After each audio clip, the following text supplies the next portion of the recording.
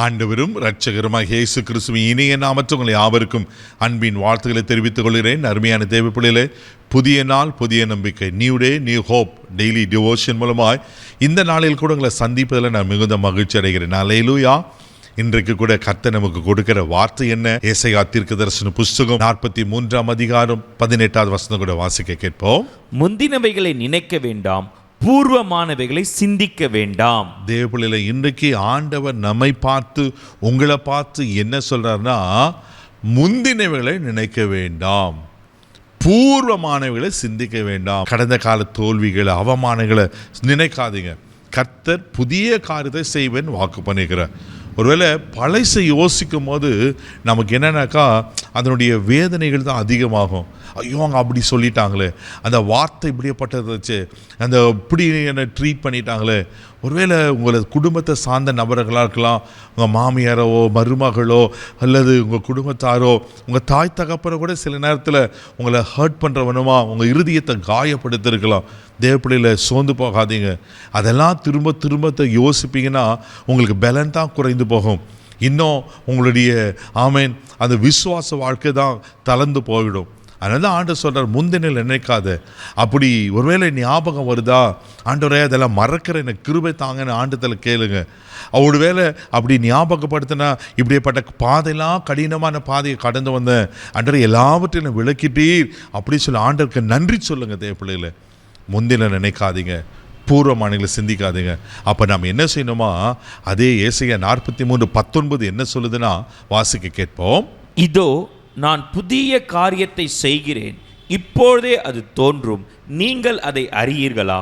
நான் வனாந்தரத்திலே வழியையும் அவாந்தர வெளியிலே ஆறுகளையும் உண்டாக்குவேன். அல்லேலூயா. நீ முந்தினதை நினைக்காத. நம்ம வேலை என்னன்னாக்கா பழைய அவங்க அப்படி சொல்லிட்டாங்க அப்படின்றது பழைய பாழானவைகளை நினைக்காம ஆண்டவர் என்ன சொல்றேன்னா, இதோ நான் புதிய காரியத்தை செய்கிறேன். நீங்கள் புதுசை யோசிங்க. ஆண்டத்தில் கேளுங்க, ஆண்டவரே கடந்த நாட்கள் தான் இப்படியெல்லாம் கஷ்டப்பட்டேன், இப்படியெல்லாம் வேதனையாக இருந்துச்சு, இவ்வளோ நெருக்கப்பட்டேன், ஆனால் என் வாழ்க்கையில் ஒரு புதிய அத்தியாயத்தை துவங்க ஆண்டவரே, என் வாழ்க்கையில் ஒரு புதிய காரியத்தை செய்யுங்க. நீங்கள் கேட்பீங்கன்னா நிச்சயமாக ஆண்டு செய்வா. எங்கள் பிரதர் இப்படி தான் எதிர்பார்த்து பல நாட்களாக பல மாதங்களாக நான் இப்படி தான் ஏங்கி இருக்கிறேன், ஒன்றுமே நடக்கலை என்று கவலைப்படுறீங்களா? கலங்காதீங்க. தேவனால் கூடாத காரியம் ஒன்றுமில்லை. ஆண்டவர் சொல்றாரு, இப்பொழுதே அது தோன்றும். அல்லேலூயா. நீங்கள் அதை அறியீர்களா? நான் வனாந்தரத்தில் வழியும் அவாந்தரில் ஆறுகளை உண்டு பண்ணுகிற கர்த்தர். எப்படிப்பட்ட வனாந்தரத்தின் வழியா அவாந்தர வழியா நீங்கள் கடந்து போயிருக்கலாம். வனாந்தரத்தை வயல்வெளியாய் மாற்றுகிறவர் தான் நம்ம ஆண்டவர். அவாந்தர வழிகளை நீர்த்தடகமாய் மாற்றுகிறது தான் நான் ஆண்டவர். தேவனால் கூடாத காரியம் ஒன்றுமே இல்லை. இப்போ இருக்கிற சூழ்நிலையை பார்த்து, இப்போ இருக்கிற பிரச்சனைகளை பார்த்து பயப்படாதீங்க, சோர்ந்து போகாதீங்க. அது வனாந்தரமாக இருந்தாலும் ஆண்டவர் வயல்வெளியாக மாற்றுவார். இங்கே அழகாக சொல்லப்பட்டிருக்கு, வனாந்தரத்தில் வழியையும் அவாந்தர வழியில் ஆறுகளை உண்டு பண்ணுவார். வழியில் அடைக்கப்பட்டிருக்கு போல இருக்கா, வழியே தெரியல பிரதர், எல்லாம் பேரண்ட் லேண்டு போல் வனாந்தரமாக இருக்குது. கலங்கி கொண்டிருக்கிற அன்பு தெய்வ பிள்ளையே, இன்றைக்கி பரிசுத்தாவியர் பட்சமாங்களோடு பேசுகிறாரு. உன் வனாந்தரத்தில் கர்த்தர் உங்களுக்கு வழி காட்டுகிற ஆண்டவராக இருக்கிறார். நான் உனக்கு முன்னே போய் கோணலான்களை செவையாக்குவேன்னு சொன்ன கர்த்தர்.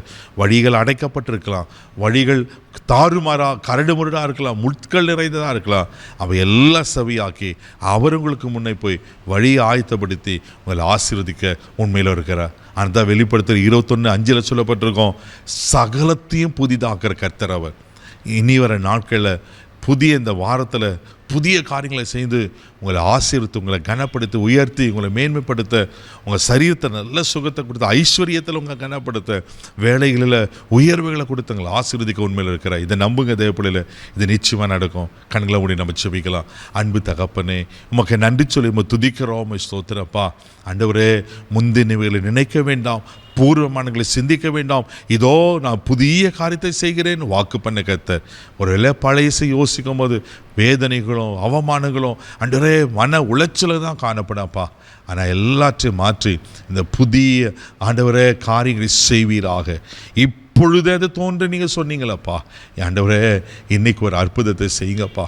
ஆண்டவரே வனாந்தரங்களில் வழியை உண்டு பண்ணுங்க, அவாந்தர வழியில் ஆறுகளாய் மாற்றும்படியாக ஜெபிக்கிறோம். இந்த நாள் முழுதும் கரம் பிடித்து நடத்தும், எல்லா தீங்குக்கும் விலக்கி, எல்லா பயத்துக்கும் விலக்கி அன்றைகளை பாதுகாத்து ஆசீர்வதிப்பீராக நான் ஜெபிக்கிறேன். இயேசுவின் மூலம் ஜெபம் கிளம்பிதாவே, ஆமென். கர்த்தர் புதிய காரியத்தை செய்ய போகிறார். தைரியமாக போங்க. God bless you.